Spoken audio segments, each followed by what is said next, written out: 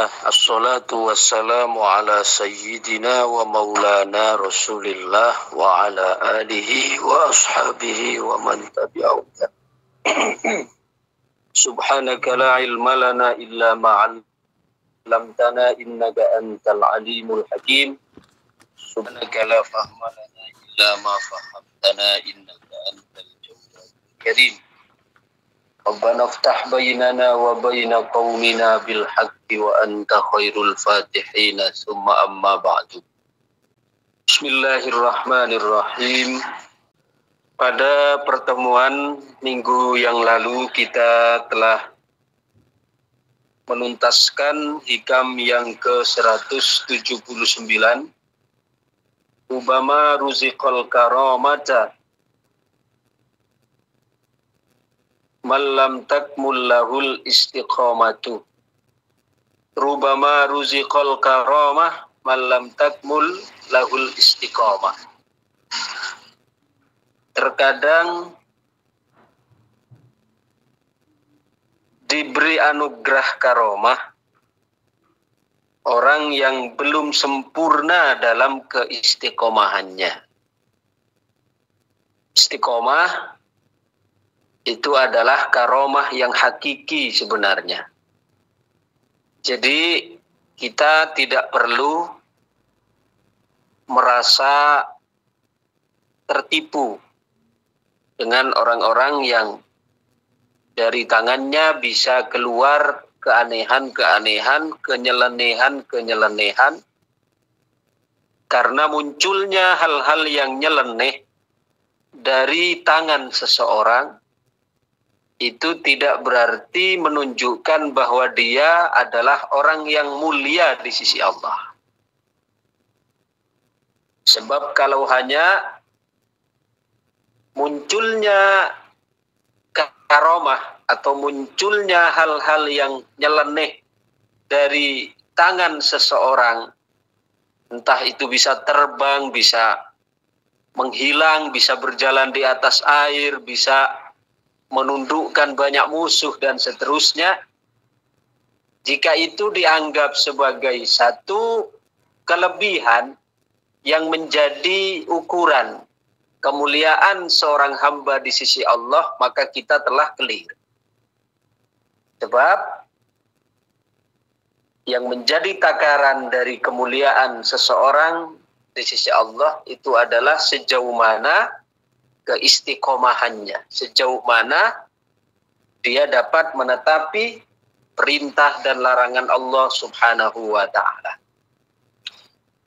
Kita lanjutkan hikam yang ke-180. Min alamati iqamatil haqqilak isyai'i iqamatuhu iyyaka fihi ma'a husulin nata'ij. Min alamati iqamatil haqqi, iku setengah saking piro-piro tetengere jumenengiake Allah laka maring sira.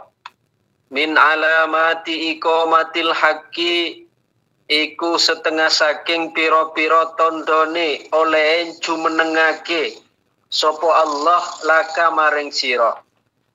Di antara tanda Allah memposisikan kamu fisyai'i ing dalam sewiji-wiji, iqamatuhu utawi jumenengake sopo Allah iyyaka ing sira fihi ing dalam syai' ma'a husulin nataiji, sertane hasile piro-piro hasil. Ma'a husulin nataiji, sertane hasile piro-piro buah bisa. Di antara tanda Allah memposisikan engkau di dalam sesuatu ini maknanya bisa pekerjaan, bisa profesi, bisa bisa domisili dan seterusnya, adalah Iqamatuhu iyyaka fihi ma'a husulin nataij.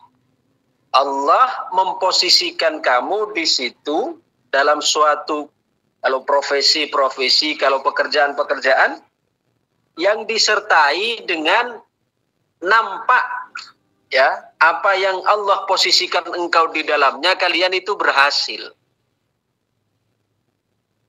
Salah satu contoh misalnya, kalau kita oleh Allah Subhanahu wa ta'ala ternyata di dalam profesi kita berbisnis umpama.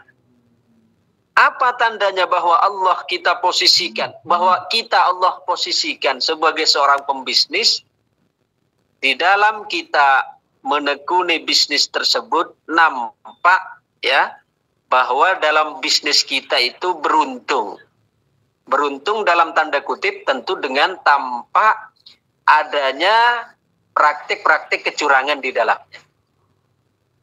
Jadi kalau kita misalnya mulai berdagang kok di situ kita jumpai mendapatkan keuntungan di dalamnya, ya, maka itu menunjukkan bahwa Allah Subhanahu wa ta'ala memposisikan kita sebagai seorang pedagang yang gunakan di dalam berniaga kita nanti hasilnya juga untuk membela agama Allah, nyantuni anak yatim, nyantuni fakir miskin dan seterusnya.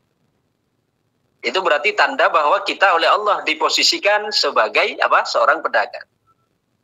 Tapi misalnya kita sudah dagang bolak-balik berulang kali itu tidak pernah membuahkan hasil. Dalam arti ya bangkrut, bangkit lagi. Bangkrut lagi, bangkit lagi. Bangkrut lagi. Kalau misalnya sampai berulang-ulang kali, itu bangkrut terus, itu bisa jadi Allah tidak menghendaki kita untuk menekuni profesi itu. Mungkin kita bisa berpindah kepada profesi lain, beternak, misalnya. Ya, atau misalnya menjadi wirausaha, wira swasta atau yang lain. Ya, tapi buka sebuah usaha kemudian bangkrut satu kali langsung kita putus, oh saya berarti tidak dikehendaki Allah untuk di sini nih posisinya. Kalau hanya satu kali kan belum tentu, karena ada orang membuka bisnis tidak langsung satu kali langsung beruntung, ya biasalah awal-awal jatuh bangun dan seterusnya. Jadi tandanya adalah tanda Allah memposisikan kita dalam sesuatu ini dalam tanda kutip bisa pekerjaan, profesi dan seterusnya. Tandanya adalah di dalam posisi itu engkau mendapatkan keuntungan. Keuntungan dalam arti bahwa apa yang kita tekuni itu mendatangkan hasil.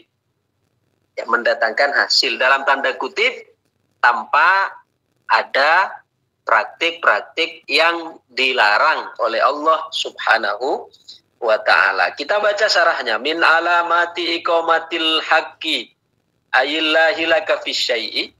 Di antara tanda Allah memposisikan kita fi syai'i di dalam sesuatu, kaliktisabi awit tajrid. Ya, seperti halnya di dalam pekerjaan atau tajrid. Tajrid itu kita tidak perlu bekerja, tapi Allah cukupkan rezekinya. Dulu awal-awal kita akan telah membahas juga di Hikam kan. Jadi ada rezeki itu ada yang tajrid, ada yang ya kasbi. Kalau kasbi itu memang kita harus mencari, kita harus berusaha. Ya, itu kasbi.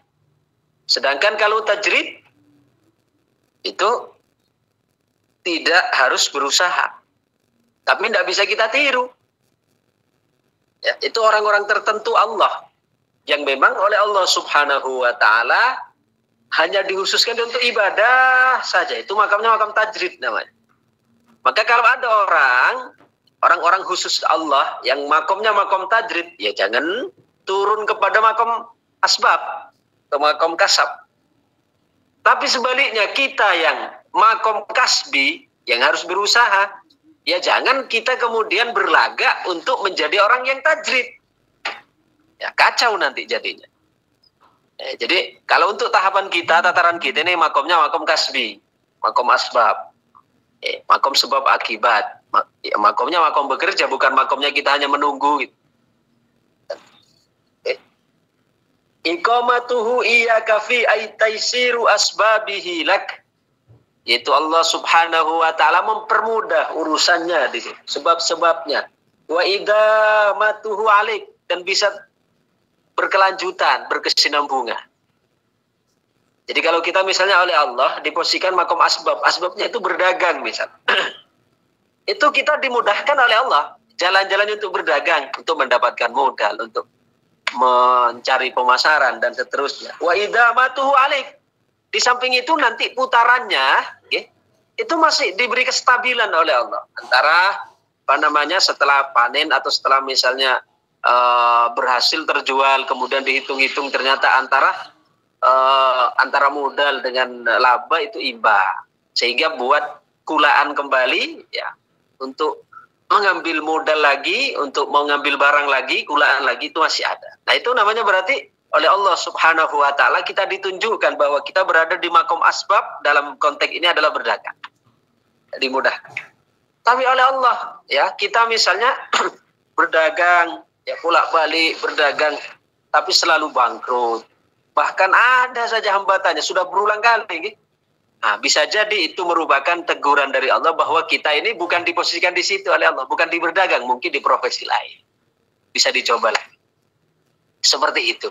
Jadi indah agama ini sebenarnya telah memberikan, Allah telah memberikan rambu-rambu kepada kita di mana posisi kita yang dikehendaki oleh Allah. Di mana posisi kita yang oleh Allah Subhanahu wa taala dimudahkan, disitulah berarti kita diposisikan oleh Allah Subhanahu wa taala. Ma husulin nata'id ay thamaratu dzalika syai', yakni dengan didapatkan hasil dari apa yang kita tekuni.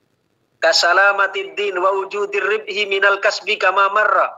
Nah, seperti halnya agamanya terselamatkan, keuntungan juga didapatkan. Jadi misal kita posisinya di posisi asbabnya berdagang kan. Dalam berdagang kita ya, dalam mengatur keluar masuknya keuangan itu normal. Kulakan lancar. Kemudian dimudahkan oleh Allah laku. Kemudian hasilnya juga menguntungkan.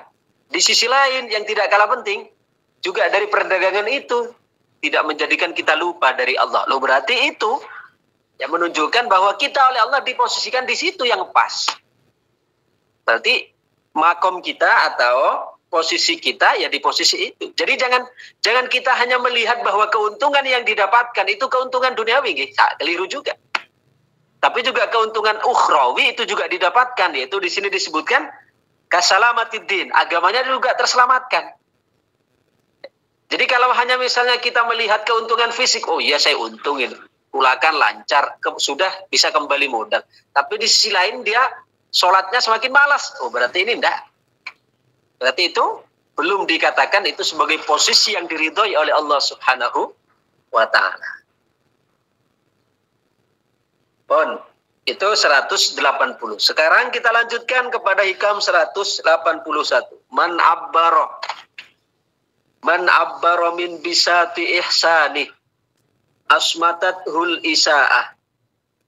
Wa man abbaro min bisati ihsanillahi ilaih lam yasmud idza asa. Man utawi sapa ne wong iku abbaro ngungkapake sapa man mimbisati ihsanihi saking hamparani kebagusane Allah.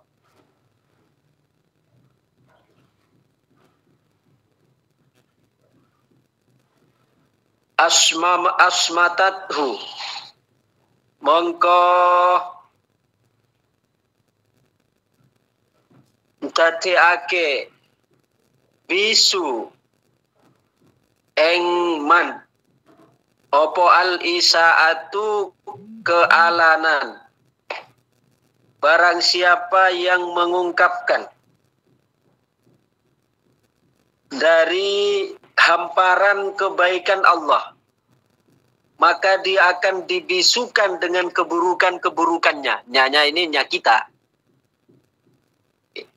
Waman lan utawi sopone wong iku abbaro ngungkapake sopoman min bisati ihsanillahi saking hamparane kebagusane Allah ilaihi maring man lam yasmut mongko ora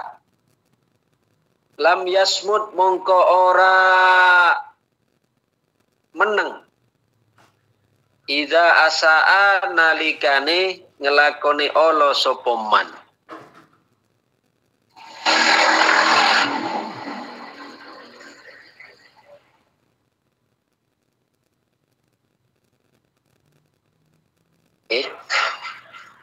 Ini pembahasan yang cukup mendalam. Min alamati iqamatil man abbara min bisati ihsanihi asmatathul isaah. Barang siapa yang mengungkapkan tentang kebaikan-kebaikan Allah Subhanahu wa taala, ya. Dengan artinya kita berada di suatu hal atau suatu keadaan yang belum sampai kepada suatu makom, suatu kedudukan yang kita layak untuk berbicara tentang itu. Ya. Maka asmatathul isaah, maka dia akan dibisukan atau didiamkan oleh kekurang-ajaran. Maksudnya begini, kita setiap walikulli maqamin maqal. Setiap makom itu memiliki ungkapan yang berbeda-beda. Ya. Setiap makom itu memiliki ungkapan yang berbeda-beda. Ya, seperti halnya begini, ketika kita berbicara, ya, ketika kita ada di kelas TK, tentu berbicara kita itu beda temanya dengan pada saat kita berbicara dengan anak SD. Berbicara dengan anak SD tentu tak sama dengan ketika kita berbicara dengan anak SMP. Berbicara dengan anak SMA tentu tidak sama dengan ketika kita berbicara dengan anak SMP. Demikian juga ketika kita kuliah S1, tentu beda penyampaiannya dengan ketika kita ngajar SD atau SMP atau SMA. Ngajar S2 apalagi S3 tentu tidak sama ungkapan-ungkapan yang disampaikan oleh dosen. Okay? Ketika kita ada di S3, maka tentu tidak sama ketika masih S2 atau S1. Nah, artinya setiap fase, setiap makom itu memiliki ungkapan-ungkapan yang berbeda. Nah, kalau kita belum mampu atau belum ada di suatu makom, kita kok memberanikan diri berbicara tentang makom itu, maka itu termasuk hal yang kurang ajar sebenarnya. Kenapa? Karena kita belum mengalami. Kita belum mengalami. Karena nanti akan apa? Kita akan diuji sendiri oleh Allah. Kalau kita mengucapkan sesuatu yang kita belum ada di makom itu, maka kita oleh Allah Subhanahu wa taala akan menguji kita dengan kesungguhan apa yang kita ucapkan. Apakah ini hanya merupakan hiasan bibir ataukah betul-betul keluar dari perasaan, keluar dari olah rasa yang dia alami. Nyata. Contoh begini, sekarang saya ini belum berada di makom sabar. Saya belum berada di makom ridho. Tapi saya sudah memberanikan diri untuk selalu mengungkapkan rahasia-rahasia yang ada di dalam makom orang yang sudah betul-betul sampai kepada makom sabar atau makom ridho. Kalau saya sendiri sudah mengalami, saya mengungkapkan rahasia-rahasia dari dibalik apa yang ada di dalam kesabaran, itu sudah menjadi apa yang kita luahkan itu merupakan hasil dari perenungan kita, hasil dari pengalaman hidup kita. Tapi kalau kita belum sampai ke tataran itu, memberanikan diri untuk mengungkapkan rahasia-rahasia itu, maka oleh Allah Subhanahu wa taala kita akan diuji dengan apa yang kita ungkapkan. Ibaratnya senjata makan tuan. Maka kita harus hati-hati nih. Jadi kalau kita belum sampai di suatu makom tertentu, minimal kita berdoalah. Tapi kita jangan memaksakan diri kemudian untuk berbicara di makom itu, karena bukan ranah kita. Karena itu bukan ranah kita, bukan wilayah kita. Maka kalau kita beranikan diri berbicara di sana, wah ini yang dikatakan dengan asmatathul isa'ah. Dia akan didiamkan oleh kekurang ajaran, ya, keolonan. Maksudnya itu adalah merupakan bentuk sikap yang tidak layak, ya, kita lakukan. Wa man abbara min bisati ihsanillahi ilaih lam yasmut idza asa. Sedangkan orang yang dia mengungkapkan kebaikan-kebaikan Allah, artinya dia diberikan oleh Allah Subhanahu wa taala anugerah ilmu itu, kemudian diungkapkan, maka dia tidak dapat diam ketika ketika menerima keburukan. Artinya selalu keburukan orang yang dia terima itu akan menjadi mutiara hikmah yang nanti akan keluar. Sampai saya pernah membaca sebuah keterangan begini. Nah, kalau ada, ini tidak boleh kedengaran Umi nanti, nanti kalau kedengaran Umi malah bahaya ini.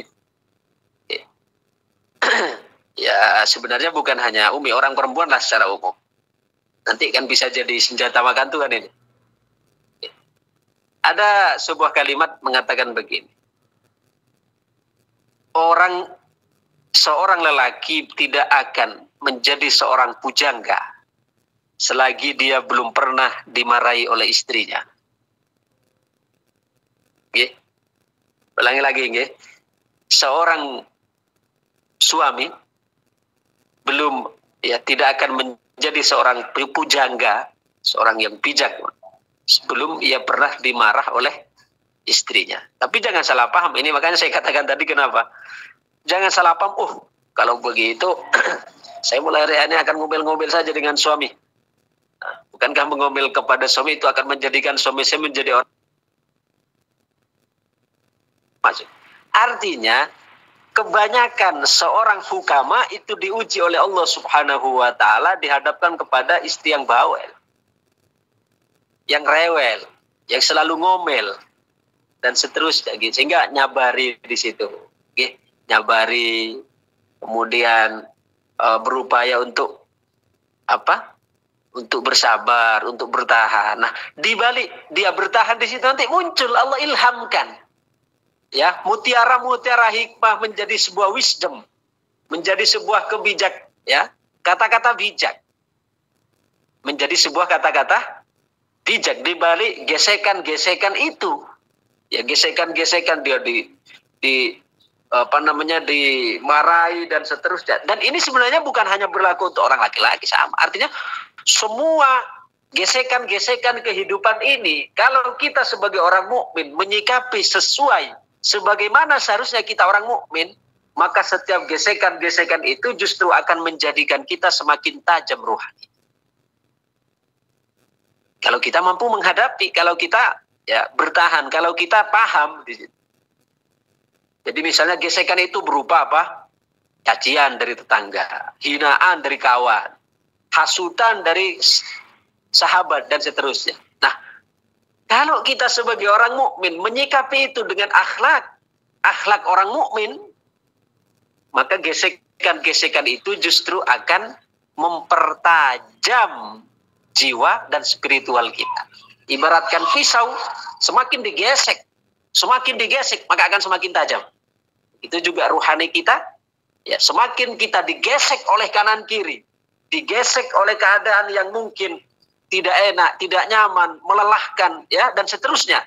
Tapi kalau kita memiliki jiwa mukminah, memiliki jiwa orang mukmin, akhlak orang mukmin, sikap orang mukmin, maka setiap gesekan-gesekan itu justru akan menjadikan ruhani kita, jiwa kita semakin tajam, semakin mengkilau. Tapi itu tadi, ya, poinnya adalah, poin pentingnya terletak pada kita harus mampu menyikapi sebagai orang mukmin dengan akhlaknya orang mukmin. Semakin terasa, ya, semakin terasa, semakin tajam, semakin terasa, begitu.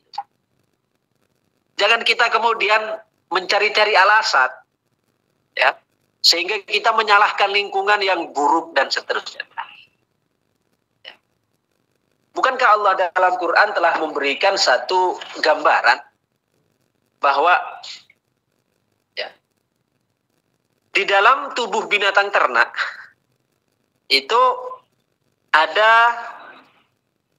tercampur, ya, antara kotoran dengan susu, ya, antara kotoran dengan darah itu keluar susu. Min baini farthin wa damin labanan khalisan. Coba kita perhatikan gitu. Di dalam tubuh sapi misal, ya, di situ susu itu yang menyegarkan, yang menyehatkan, itu justru keluarnya terletak di antara kotoran dan darah. Tapi kalau, ya, yang namanya susu walaupun keluar dari himpitan-himpitan yang semua najis, kotoran najis, kemudian darah juga najis, tapi tetap mengeluarkan dari himpitan itu, mengeluarkan susu yang suci, yang bersih, yang menyehatkan. Begitu juga orang mukmin, walaupun, ya, dia berada di dalam himpitan kesulitan, himpitan kesukaran, himpitan kesusahan, himpitan fitnah, himpitan macam-macam. Tapi jika orang mukmin yang menyikapi dengan akhlak mukmin, dengan jiwa mukmin, dengan akhlak muslim, dengan jiwa muslimah, maka justru dibalik atau dari hasil himpitan-himpitan, kesulitan-kesulitan tersebut justru akan menghasilkan jiwa yang semakin bersih, semakin mengkilap, semakin berkilau, semakin tajam di sisi Allah Subhanahu wa Ta'ala, sehingga dia akan semakin menjadi orang yang dekat dengan Allah Subhanahu wa Ta'ala. Mudah-mudahan kita termasuk di sana dengan belajar hikam, ngaji hikam, perlahan-lahan meningkatkan kesadaran kita untuk menjadi demikian. Jadi apapun kesulitan hidup yang kita hadapi, entah itu kesulitan mencari rezeki, kesulitan dalam menjalani kehidupan rumah tangga, menjalani kehidupan menghadapi tetangga yang macam-macam dan seterusnya, pergaulan, itu kalau kita bertahan di situ, kita mempertahankan sebagai mukmin, akhlak mukminah, maka jangan khawatir, justru di tengah gesekan-gesekan itu akan menjadikan jiwa kita seperti parang berada di himpitan batu asahan, dia akan semakin terasa, semakin mengkilau dan semakin tajam. Amin, amin ya rabbal alamin. Allahumma shalli wa sallim wa barik Muhammadin wa ala alihi wa sahbihi wa baraka wa sallam. Walhamdulillahi rabbil alamin hamdan yuwafi ni'amahu wa yukafi'u mazidah. Ya rabbana lakal hamdu kama yanbaghi li jalali wajhika wa 'azimi sultanik. Allahumma shalli salatan tunjina biha min wal afat. تقضي لنا بها جميع الحاجات، تغفرنا بها من جميع السيئات، وترفعنا بها على الدرجات، وتبلغنا بها أقصى الغايات من جميع الخيرات في الحياة وبعد الممات. ربنا ظلمنا أنفسنا وإن لم تغفر لنا وترحمنا لنكونن من الخاسرين. ربنا لا تزغ قلوبنا بعد إذ هديتنا وهب لنا من لدنك رحمة إنك أنت الوهاب. اللهم اجعلنا وأولادنا من أهل العلم وأهل الخير، ولا تجعلنا وإياهم من أهل الشر وأهل الضير. اللهم انفعنا بما علمتنا وعلمنا ما ينفعنا وزدنا علما. صلى الله على سيدنا محمد وعلى آله وصحبه وسلم. سبحان ربك رب العزة عما يصفون وسلام على المرسلين والحمد لله رب العالمين. السلام عليكم ورحمة الله وبركاته. Waalaikumsalam warahmatullahi wabarakatuh.